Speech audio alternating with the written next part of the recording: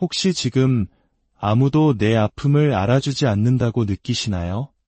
세상의 불의와 사람들의 배신 앞에 홀로 서 있는 것 같은 외로움에 지쳐있지는 않으신가요? 오늘 이 이야기가 당신의 마음에 하나님의 위로와 평안을 가져다 주기를 기도합니다. 잠시 시간을 내어 구독과 좋아요를 눌러주신다면 이 은혜의 메시지가 더 많은 영혼에게 닿는 귀한 통로가 될 것입니다. 여러분의 작은 손길 위에 하나님의 크신 축복이 함께하기를 소망합니다. 하나님께서는 모든 것을 지켜보고 계십니다. 그분의 시선을 피할 수 있는 것은 아무것도 없습니다. 어떤 비밀도, 어떤 거짓말도, 어떤 배신도 그분 앞에서는 숨길 수 없습니다. 그분은 알파와 오메가, 시작과 끝이시며 온 땅을 완전한 지혜로 다스리시는 분입니다. 당신이 깊은 상처를 입었을 때, 믿었던 사람에게서 칼날 같은 배신을 당했을 때, 도저히 감당할 수 없을 것 같은 억울한 일을 겪었을 때, 당신은 이렇게 질문할지도 모릅니다. 하나님, 정말 이 모든 것을 보고 계십니까? 답답한 마음에 소리치며 물을 수도 있습니다. 왜 이런 일이 일어나도록 내버려 두셨습니까? 왜 침묵하셨습니까? 그 고통의 순간에 왜 개입하지 않으셨습니까? 하지만 분명히 말씀드립니다. 당신이 흘린 단 한 방울의 눈물도 그분의 눈을 벗어나지 않았습니다. 당신이 겪은 단 하나의 불의도 그분께서 외면하지 않으셨습니다. 성경 잠언 15장 3절은 이렇게 말씀합니다. 여호와의 눈은 어디서든지 악인과 선인을 감찰하시느니라. 이 말씀은 어떠한 속임수도 잔인함도 죄악도 천지를 창조하신 하나님의 시선을 피할 수 없다는 의미입니다. 악한 자들은 자신들의 행동이 숨겨졌다고 믿으며 심판을 피했다고 생각할지 모릅니다. 자신들의 잘못이 아무런 대가 없이 넘어갔다고 여길지도 모릅니다. 그러나 하나님은 모든 것을 아십니다. 그분은 각 사람의 마음 중심을 꿰뚫어 보시고 모든 행동 뒤에 숨은 의도를 분별하십니다. 하나님은 결코 겉모습에 속지 않으시며 교묘한 말에 현혹되지 않으시고 악인들의 계획에 허를 찔리는 법이 없으십니다. 성경 창세기에 나오는 하갈의 이야기를 기억하십니까? 그녀는 사라의 여종으로 억울하게 버림받고 광야를 헤매며 버려졌다는 절망감과 외로움에 떨고 있었습니다. 그러나 바로 그 고통의 한복판에서 주님께서 그녀에게 나타나셨습니다. 그리고 하갈은 그 하나님을 엘로이, 즉 나를 살피시는 하나님이라고 불렀습니다. 그녀는 잊혀진 존재가 아니었습니다. 보이지 않는 존재가 아니었습니다. 하나님은 처음부터 끝까지 그녀를 지켜보고 계셨고 그녀의 고난 속에서도 필요한 모든 것을 공급해 주셨습니다. 이것은 오늘 당신에게도 동일하게 적용되는 진리입니다. 당신이 배신당했을 때, 사람들이 등 뒤에서 당신을 험담할 때, 누군가가 당신의 삶에 하나님께서 세우고 계신 것을 무너뜨리려 할 때, 주님께서 그 모든 것을 보고 계심을 확신하십시오. 그분은 멀리서 지켜보기만 하는 관찰자가 아니십니다. 무관심한 분도 아니십니다. 그분은 지켜보고 계시며 그분의 완전한 때에 반드시 행동하실 것입니다. 요셉의 이야기를 생각해 보십시오. 그의 형제들은 질투심에 눈이 멀어 그를 노예로 팔아넘겼습니다. 그들은 요셉을 미워하고 그를 해할 음모를 꾸몄으며 자신들의 삶에서 영원히 제거했다고 생각했습니다. 그러나 하나님은 보고 계셨습니다. 요셉이 짓지도 않은 죄로 억울하게 고발당해 감옥에 던져졌을 때, 칠흑 같은 어둠 속에서 홀로 남겨졌을 때도 하나님은 보고 계셨습니다. 악인이 승리한 것처럼 보였던 그 순간에도 하나님은 여전히 모든 것을 통제하고 계셨습니다. 그분은 아무도 이해할 수 없는 방식으로 모든 세부 사항을 조율하고 계셨으며 요셉을 더 위대한 일을 위해 준비시키고 계셨습니다. 마침내 정의는 승리했습니다. 요셉은 감옥에서 풀려났을 뿐만 아니라 존귀한 자리에 오르게 되었습니다. 그리고 그를 파괴하려 했던 바로 그 사람들이 그의 앞에 무릎을 꿇게 되었습니다. 하나님의 정의는 우리가 기대하는 방식이나 우리가 바라는 시간에 이루어지지 않을 수도 있습니다. 그러나 그것은 반드시 옵니다. 아무도 그분의 심판을 피할 수 없으며 아무도 그분의 지혜를 앞지를 수 없습니다. 교만한 자는 낮아질 것이며 악한 자는 자기 행동의 결과를 마주하게 될 것이고 무고한 자는 마침내 그 억울함을 풀게 될 것입니다. 당신이 고통 속에 있을 때, 잊혀졌다고 느낄 때, 과연 정의가 실현될지 의문이 들 때 하나님께서 지켜보고 계심을 기억하십시오. 그분은 당신에게서 얼굴을 돌리지 않으셨습니다. 당신의 고통을 무시하지 않으셨습니다. 우주를 만드시고 별들을 제자리에 놓으시며 열국의 흥망성쇠를 주관하시는 그 손이 바로 당신의 삶을 붙들고 있는 손입니다. 말씀으로 세상을 창조하신 그분이 바로 당신을 지켜보시는 분입니다. 성경 전체를 관통하는 진리가 있습니다. 원수 갚는 것은 주님께 속했다는 것입니다. 이 진리는 하나님의 공의와 자비를 동시에 보여줍니다. 우리가 부당한 일을 당했을 때, 누군가 우리에게 상처를 주고 배신했을 때, 우리의 본능적인 반응은 맞서 싸우고 우리 자신의 방식으로 정의를 찾는 것입니다. 우리의 인간적인 본성은 보복을 외칩니다. 우리가 겪은 고통을 그들도 느끼게 하고 싶고, 우리가 당한 만큼 그들도 고통받기를 원합니다. 그러나 하나님의 말씀은 우리에게 다른 길을 제시합니다. 로마서 12장 19절은 선포합니다. 내 사랑하는 자들아, 너희가 친히 원수를 갚지 말고 하나님의 진노하심에 맡기라 기록되었으되 원수 갚는 것이 내게 있으니 내가 갚으리라고 주께서 말씀하시니라. 원수 갚는 것이 우리 인간이 아닌 하나님께 속한 데에는 분명한 이유가 있습니다. 인간의 정의는 결함이 많습니다. 우리의 감정은 판단을 흐리게 하고 우리는 그림의 아주 작은 일부만을 볼 뿐입니다. 분노와 고통, 불의에 대한 감정은 우리를 하나님의 뜻에 어긋나는 방식으로 행동하게 만들 수 있습니다. 그러나 하나님은 모든 것을 보십니다. 그분은 모든 세부사항, 모든 숨겨진 동기, 아직 드러나지 않은 모든 비밀을 알고 계십니다. 그분은 편견 없이, 오류 없이 완전한 의로움으로 심판하십니다. 그분의 정의는 감정이 아닌 절대적인 진리에 기초합니다. 다윗과 사울의 이야기를 생각해 보십시오. 사울 왕은 질투심에 사로잡혀 아무런 이유 없이 다윗을 끈질기게 추격하며 죽이려 했습니다.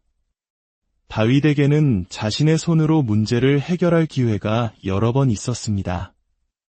동굴에서 사울이 무방비 상태에 있을 때 그를 죽일 수도 있었습니다. 부하들은 이것이 바로 정의를 실현할 순간이라며 그를 부추기기까지 했습니다. 그러나 다윗은 거절했습니다. 그는 자신의 손으로 복수하지 않았습니다. 그는 사울이 여전히 하나님께서 기름 부으신 자이며 심판을 집행하는 것은 자신의 역할이 아님을 이해했습니다. 대신 그는 하나님께서 그분의 완전한 때에 사울을 다루실 것을 신뢰했습니다. 그리고 하나님은 그렇게 하셨습니다. 사울의 삶은 불명예스럽게 끝났고 다윗은 자신의 손이 아닌 하나님의 신성한 계획에 의해 왕좌에 올랐습니다. 복수는 인간의 손에 쥐어졌을 때 위험합니다.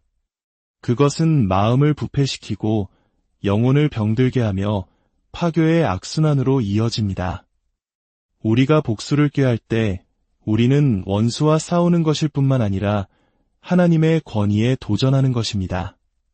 그것은 본질적으로 하나님, 저는 당신의 정의를 신뢰하지 못하겠습니다. 당신이 행동하지 않을까 두려우니 내 손으로 직접 해결해야겠습니다. 라고 말하는 것과 같습니다.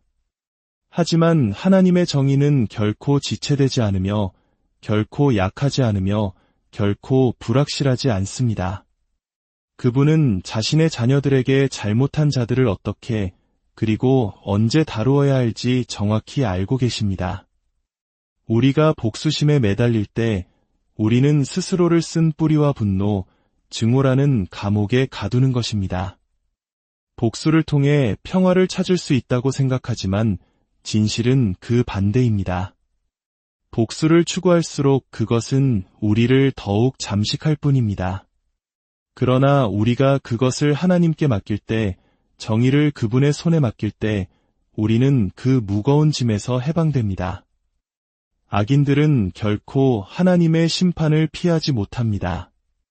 그들은 자신들이 성공했다고, 정의를 따돌렸다고, 죄를 짓고도 무사히 빠져나갔다고 믿을지 모릅니다. 그러나 하나님은 조롱당하지 않으십니다. 그분은 교만한 자를 낮추시고 압제자는 샘을 치르게 하시며 거짓말쟁이와 배신자, 악인들 모두 그분 앞에 서게 될 것입니다. 어떠한 범죄도, 속임수도, 잔인한 행위도 전능하신 그분의 눈을 피할 수 없습니다. 그분께서 갚으실 것이며 그분의 심판은 완전할 것입니다. 하나님께서는 당신에게 용서하라고 부르십니다. 이것은 제안이 아닙니다. 상황이 좋을 때 고려해 볼 만한 선택사항이 아닙니다. 그것은 명령입니다. 예수님께서는 마태복음 6장 14대 15절에서 말씀하셨습니다. 너희가 사람의 잘못을 용서하면 너희 하늘 아버지께서도 너희 잘못을 용서하시려니와 너희가 사람의 잘못을 용서하지 아니하면 너희 아버지께서도 너희 잘못을 용서하지 아니하시리라. 이 말씀은 엄청난 무게를 지닙니다. 용서는 당신에게 상처 준 그 사람에 관한 것만이 아닙니다. 그것은 당신 자신의 영혼의 상태에 관한 것이며 하나님과의 관계에 관한 것입니다. 용서하지 않는 마음을 붙드는 것은 심장에 무거운 쇠사슬을 감고 있는 것과 같습니다. 당신에게 상처를 준 사람은 아무런 영향 없이 자신의 삶을 살아가는 동안 당신만을 짓누르는 짐이 될 뿐입니다. 용서는 하나님께서 우리에게 주신 가장 어려운 명령 중 하나입니다. 왜냐하면 그것은 우리의 본능에 어긋나기 때문입니다. 누군가 우리에게 상처를 주면 우리의 첫 반응은 그 고통을 붙들고 보호의 벽을 쌓고 다시는 상처받지 않도록 하는 것입니다. 우리는 그들이 우리가 느꼈던 똑같은 고통을 경험하기를 원합니다. 그러나 하나님은 우리를 훨씬 더 위대한 것으로 부르십니다. 그분은 우리에게 분노와 쓴뿌리, 원망을 내려놓고 모든 것을 그분의 손에 맡기라고 부르십니다. 예수님께서는 십자가에 매달리셨을 때 용서의 진정한 의미를 몸소 보여주셨습니다.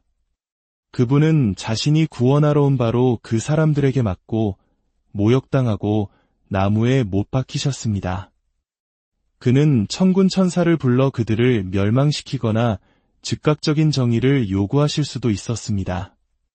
대신 그는 하늘을 우러러보며 말씀하셨습니다. 아버지, 저들을 사하여 주옵소서. 자기들이 하는 것을 알지 못함이니이다. 이러한 용서는 인간의 힘을 넘어선 것입니다. 그것은 신성한 것입니다.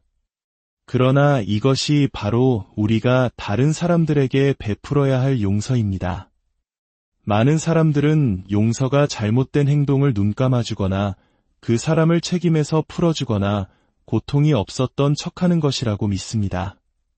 하지만 용서는 그런 것이 아닙니다. 용서는 그들의 행동이 옳았다는 의미가 아닙니다. 그들을 다시 신뢰해야 하거나 당신의 삶에 다시 들여보내야 한다는 의미도 아닙니다. 용서는 그들에 관한 것이 아닙니다. 그것은 당신과 하나님에 관한 것입니다. 원수는 당신이 용서하지 않는 마음을 붙들기를 원합니다. 왜냐하면 그것이 당신의 마음에 얼마나 큰 해를 끼치는지 알기 때문입니다.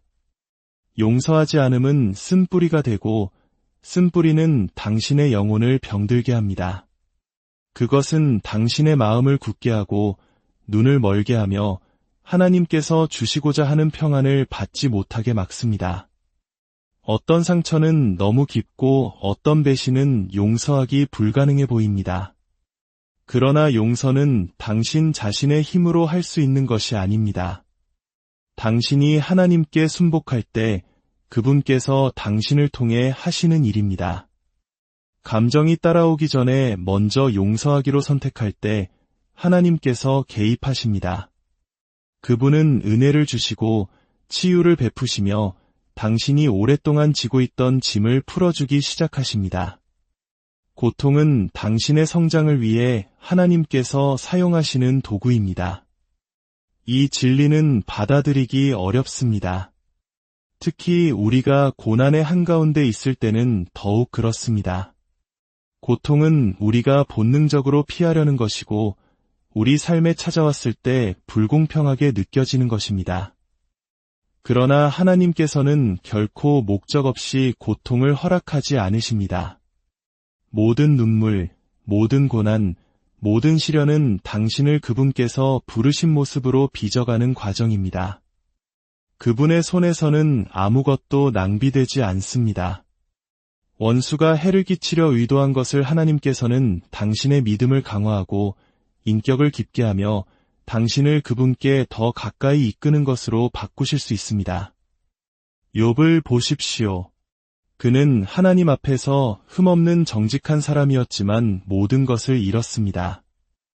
그의 고통은 너무나 커서 가장 가까운 친구들조차 그가 무슨 잘못을 저질렀는지 의심할 정도였습니다. 그러나 하나님의 고통은 무의미하지 않았습니다. 그것은 믿음의 시험이었고 그를 정련하는 불이었습니다. 결국 하나님께서는 그가 잃었던 모든 것을 회복시켜 주셨고 이전보다 갑절이나 더 주셨습니다. 고통은 우리에게서 통제력에 대한 환상을 벗겨내고 우리를 겸손하게 만들며 하나님에 대한 의존성을 인정하게 만듭니다. 삶이 순탄할 때는 우리 자신을 의지하기 쉽습니다. 그러나 고난은 우리를 무릎 꿇게 합니다. 우리가 모든 것을 통제할 수 없으며 하나님의 임재와 능력이 절실히 필요하다는 것을 상기시켜 줍니다. 바로 그 순복의 자리에서 우리의 믿음은 깊어지고 이전에는 결코 경험하지 못했던 방식으로 하나님을 신뢰하기 시작합니다. 때로는 우리가 하나님께 없애달라고 간구하는 바로 그 고통이 하나님께서 우리 삶에 그분의 능력을 나타내시기 위해 사용하시는 도구일 수 있습니다. 고난은 불 속의 금처럼 우리를 정련합니다. 교만과 자기 의존과 같은 불순물을 태워버리고 순수한 믿음과 강한 인격, 하나님께 온전히 순복하는 마음을 남깁니다. 우리가 고통 속에서 배우는 교훈은 편안함 속에서는 결코 배울 수 없습니다. 하나님의 정의는 흠이 없습니다. 부패와 부정직, 불의가 만연한 세상에서 진정한 정의가 과연 실현될 수 있을지 의문을 갖기 쉽습니다. 악인이 번성하고 무고한 자가 고통받는 것처럼 보일 때가 많습니다. 그러나 하나님은 모든 것을 보시며 결코 무관심하지 않으십니다. 그분의 심판은 결코 지체되거나 편향되거나 실수하지 않습니다. 그것은 완전하며 올바른 때에 올바른 방식으로 임할 것입니다. 성경은 시편 37편 7절에서 우리에게 상기시킵니다. 여호와 앞에 잠잠하고 참고 기다리라. 자기 길이 형통하며 악한 꾀를 이루는 자 때문에 불평하지 말지어다. 정의가 아직 도착하지 않았다고 해서 오지 않을 것이라는 의미는 아닙니다. 하나님의 시간은 우리의 시간과 다릅니다. 그분의 인내는 약함의 표시가 아니라 심판이 내리기 전에 사람들이 악한 길에서 돌이키기를 바라시는 그분의 자비입니다. 하나님의 정의는 악인을 벌하는 것뿐만 아니라 의인의 억울함을 풀어주는 것이기도 합니다. 요셉이 억울하게 감옥에 갇혔을 때 불의가 승리한 것처럼 보였습니다. 그러나 하나님께서는 더 큰 계획을 가지고 계셨습니다. 그분은 요셉을 높이시고 권력의 자리에 앉히셨습니다. 사람이 악을 위해 의도한 것을 하나님께서는 선으로 바꾸셨습니다. 하나님의 정의의 가장 위대한 예는 예수 그리스도의 십자가입니다. 인류는 죄로 인해 유죄였고 심판을 받아 마땅했으며 스스로를 구원할 능력이 없었습니다. 정의는 대가를 요구했지만 자비는 길을 열었습니다. 십자가 위에서 정의와 자비는 완벽한 조화 속에서 만났습니다. 예수님께서는 우리가 받아야 할 형벌을 친히 짊어지심으로 우리가 하나님 앞에서 유롭다 하심을 얻게 하셨습니다. 하나님께서는 잃어버린 것을 회복시키실 것입니다. 상실은 모든 사람이 삶의 어느 시점에서 경험하는 것입니다.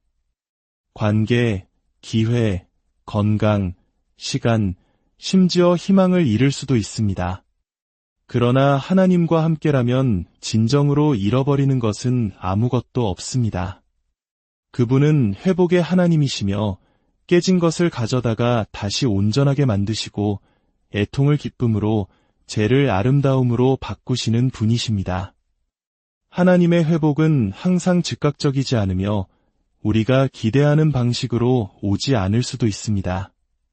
때때로 우리는 상황이 이전과 똑같이 회복되기를 기도하지만 하나님께서는 더 위대한 것을 염두에 두고 계십니다. 룻기에 나오는 나오미는 남편과 두 아들을 모두 잃었습니다.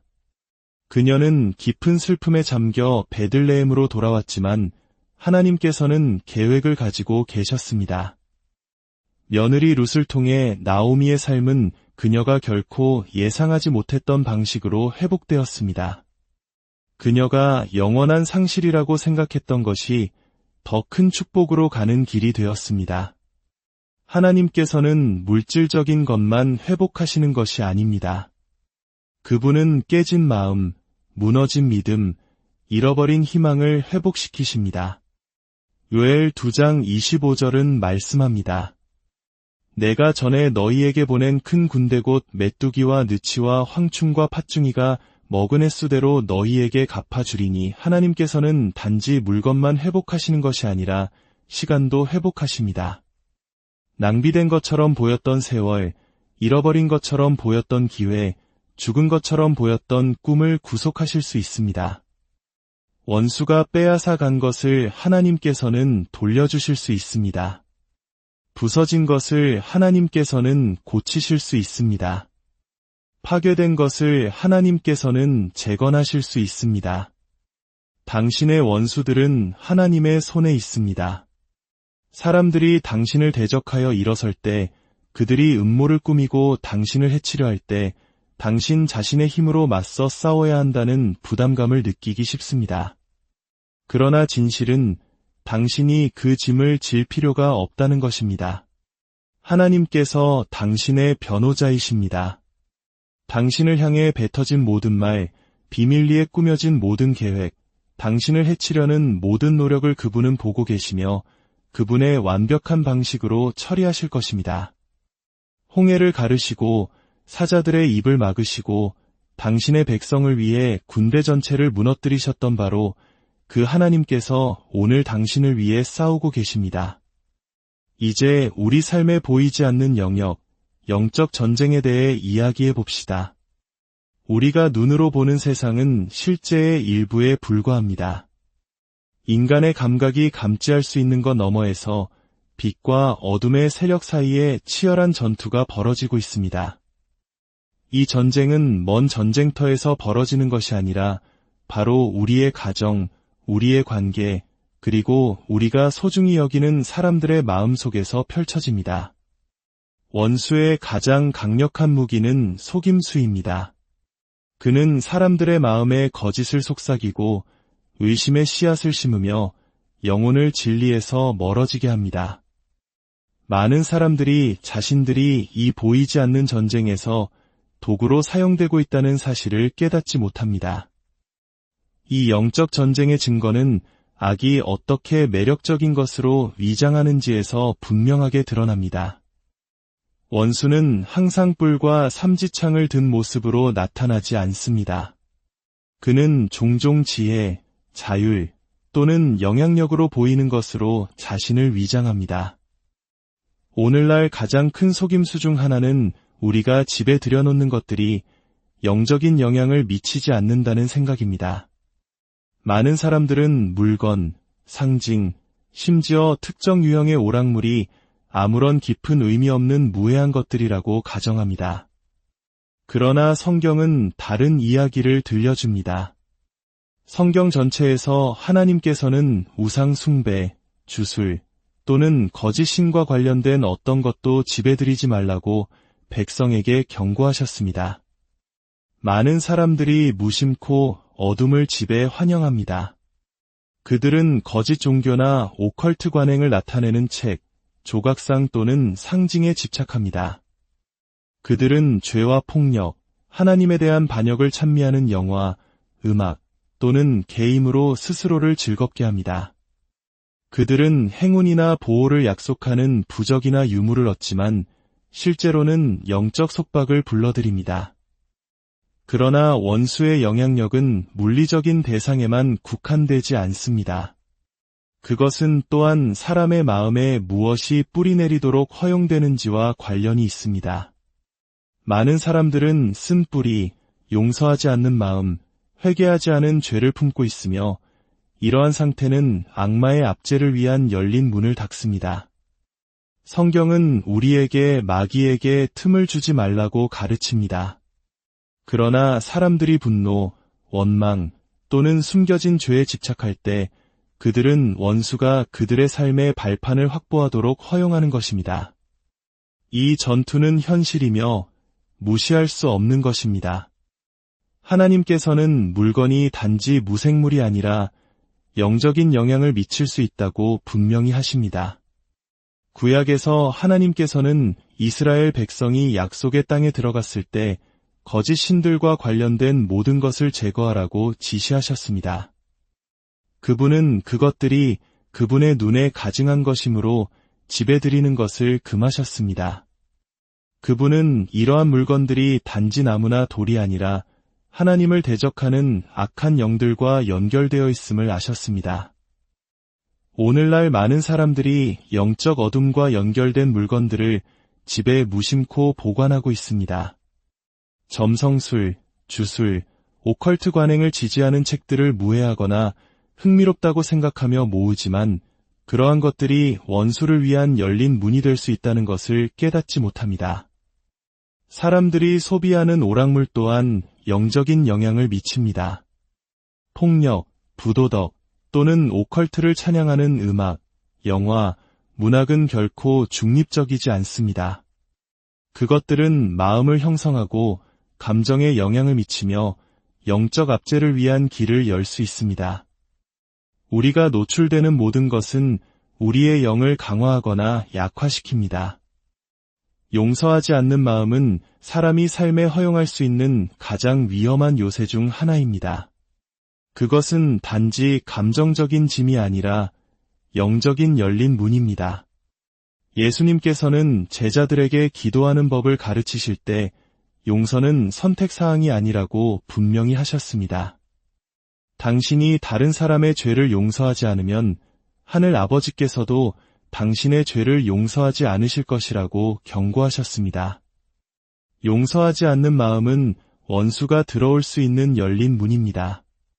원수는 쓴뿌리 속에서 번성하며 분노와 원망, 교만의 씨앗을 심어 사람이 계속해서 상처를 되새기게 합니다. 죄 또한 마찬가지입니다. 죄는 단순히 잘못된 행동이 아니라 영적 속박으로의 열린 초대장입니다. 성경은 죄가 마귀에게 발판을 준다고 분명히 말합니다. 사람이 회개 없이 죄를 계속 지으면 원수가 그 삶을 통제하도록 허용하는 것입니다. 그러므로 우리는 우리의 집을 정결하게 해야 합니다. 집은 단순한 물리적 구조물 이상입니다. 하나님의 임재가 거해야 할 성소입니다. 집을 정결하게 하는 것은 단지 물리적인 물건을 제거하는 것에 그치지 않습니다. 그것은 전체 공간을 하나님께 바치는 것입니다. 죄, 오컬트, 거짓 가르침을 미화하는 물건, 미디어, 영향력은 신자의 집에 있을 자리가 없습니다. 집에서 하나님의 진리와 상충되는 모든 것을 제거하는 것이 첫 번째 단계입니다. 다음 단계는 그 공간을 그분의 말씀과 예배, 임재로 채우는 것입니다. 기도, 말씀 낭독, 찬양은 집의 영적 분위기를 변화시킬 수 있습니다. 원수는 하나님이 높임을 받으시는 곳에 머물 수 없습니다. 사랑하는 여러분, 기억하십시오. 모든 시련, 모든 배신, 모든 고통의 순간을 통해 하나님은 여전히 주권자이십니다. 그분은 불의를 보시고 고통을 아시며 결코 당신의 싸움에서 떠나지 않으십니다. 당신을 대적하는 원수, 감당할 수 없을 것 같은 상실, 끝이 없을 것 같은 고통, 그 어느 것도 그분의 통제 밖에 있지 않습니다. 그분은 당신의 변호자, 당신의 치료자, 당신의 회복자이십니다. 그분의 정의는 완전하고 그분의 타이밍은 흠이 없으며 그분의 계획은 막을 수 없습니다. 당신이 볼 수 없을 때에도, 고통이 견딜 수 없을 것 같을 때에도, 기다림이 너무 길게 느껴질 때에도 하나님은 일하고 계십니다. 그분의 손은 결코 쉬지 않으시며 그분의 정의는 결코 지체되지 않으며 그분의 사랑은 결코 실패하지 않습니다. 그리고 마침내 그분은 모든 것을 바로잡으실 것입니다. 주님의 이름으로 여러분의 삶과 가정 위에 놀라운 평안과